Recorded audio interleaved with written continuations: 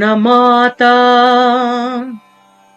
न बन्धुर्न दाता न पुत्रो न पुत्री न भृत्यो न भर्ता न जाया न विद्या न वृत्तिर्ममैव गतिस्त्वं गतिस्त्वं त्वमेका भवानी त्वमेका भवानी न दातो न माता न बन्धुर्न दाता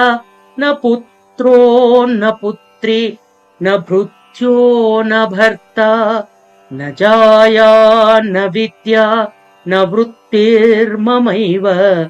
गतिस्त्वं गतिस्त्वं त्वमेका भवानी।